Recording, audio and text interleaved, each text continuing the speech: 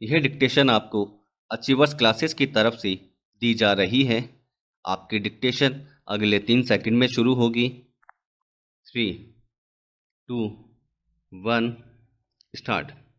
अध्यक्ष महोदय, मैं आपको एक और बात बतलाना चाहती हूँ और वह यह है कि कृषि विभाग को योजना आयोग ने बहुत गलत रास्ते में बिठा दिया है।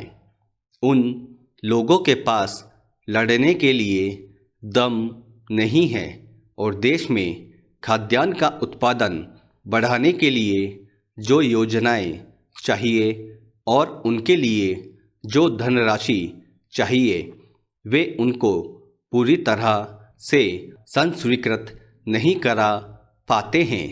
कृषि विभाग तो जमीन की तरह आधार होता है और उसी पर देश के लिए पर्याप्त अन्न पैदा करने का महान भार है। इसलिए यह बहुत आवश्यक है कि अधिक अन्न उपजाने के मार्ग में जो भी आवश्यक कदम यह विभाग उठाना चाहे उसमें किसी तरह की रुकावट न हो। बहुत सी हड़तालें हो सकती हैं, मजदूर काम से बरी हो सकते हैं, लेकिन किसी भी हालत में वे खाने से बरी नहीं हो सकते।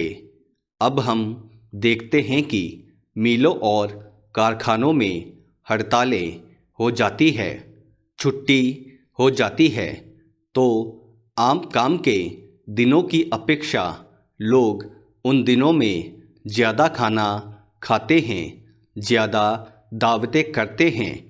आज यह हमारे लिए यह सर्वाधिक महत्व का विषय है कि हमारा अन्न का उत्पादन उस गति से बढ़े ताकि हम अपनी खपत से अधिक उत्पादन कर उसका निर्यात कर सकें।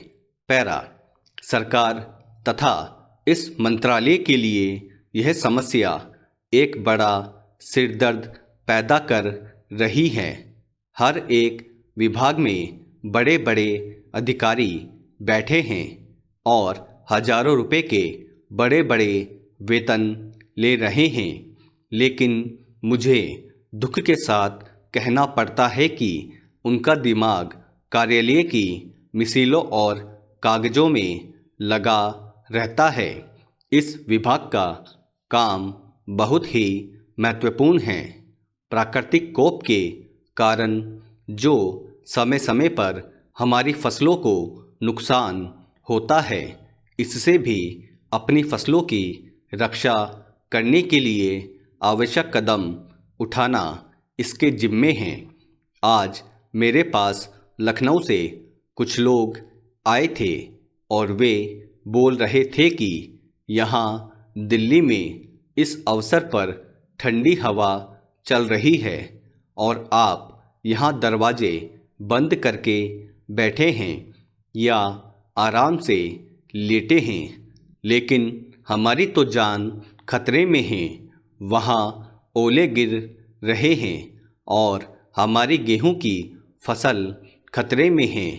अब यह इस विभाग का काम है कि चूँकि हवा में पानी ज़्यादा होता है, इसलिए फसल के बचाव के लिए उस पर नियंत्रण किया जाए जिससे फसल की हानि न हो।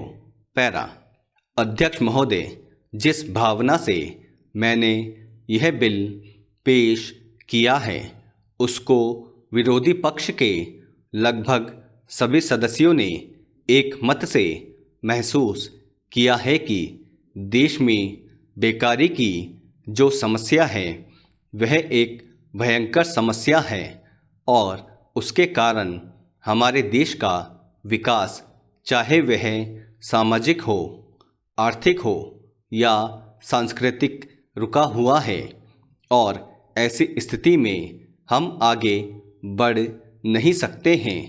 इसी प्रकार से इस परिस्थिति का निर्माण हम पिछले 54 वर्षों से देख रहे हैं। मंत्री महोदय ने यहाँ पर अभी कहा कि राष्ट्रपति इस काम को नहीं कर सकते हैं क्योंकि वह उनके अधिकार के बाहर है। आप राज्यों में राज्यपाल शासन स्थापित करते हैं जब यह देखते हैं कि किसी राज्य में वहाँ की व्यवस्था, वहाँ का विकास ठीक नहीं हो रहा है, जब किसी राज्य में गड़बड़ी फैल रही हो, विकास का काम समाप्त हो गया हो और जिम्मेदारी से लोग काम ने करते हो तो वहाँ पर राज्यपाल शासन स्थापित किया जाता है। ऐसे बहुत से उदाहरण हमारे देश में मौजूद हैं। उसी प्रकार से हमारे राष्ट्रपति हैं और अगर देश में इस तरह की स्थिति वर्षों तक चले तो कोई कारण नहीं है। आपात के रूप में राष्ट्रपति इस देश की सुरक्षा के लिए, इस देश की उन्नति के लिए जिम्मेदारी अपने हाथ में ले सके। हमारे भाइयों ने बहुत से उदाहरण दिए हैं कि राज्यों में संयुक्त सरकारें नहीं चली, लेकिन उसके पीछे राजनीतिक हथकंडे थे। अगर कोई राजनीतिक पार्टी जिम्मेदारी से काम नहीं करती तो विधान में यह स्पष्ट है कि राष्ट्रपति शासन अपने हाथ में ले। मैं एक उदाहरण देता हूं कि संविधान में आदिवासी हरिजनों के उत्थान के लिए प्रण किया गया था कि 10 वर्ष में उनकी सामाजिक तथा आर्थिक स्थिति को सुधार देंगे। पैरा। लेकिन यह सरकार उसमें भी असफल रही। उसको एक बार 10 वर्ष के लिए बढ़ाया गया और दोबारा फिर 10 वर्ष के लिए बढ़ाया गया। इसी तरह से उसको बढ़ाते जा रहे हैं, लेकिन उनकी आर्थिक और सामाजिक उन्नति आप नहीं कर पाए हैं। इस काम में सरकार बिल्कुल असफल हुई है। पिछली बार सरकार पर अविश्वास का प्रस्ताव भी आया था और वह पास होने वाला था। इसलिए मेरा कहना है कि हमारे देश में यह जो बेकारी की समस्या है वह एक बहुत ही भयंकर समस्या है। स्टॉप।